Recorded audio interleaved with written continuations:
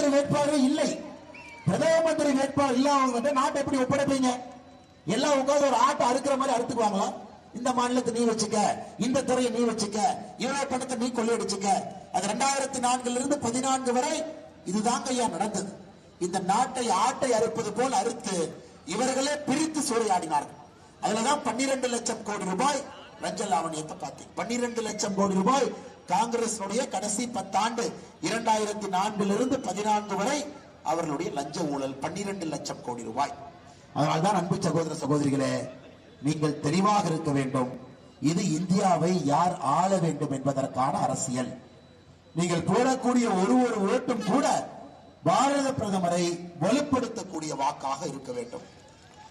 வேற யாருக்கு நம்ம ஓட்டு போட்டா கூடங்க அதுல இருந்து 1 ரூபாய் நமக்கு பிரயோஜனம் கிடையாது. அதனால அன்பு சகோதர சகோதரிகளே, உங்களிடம் வைக்கக்கூடிய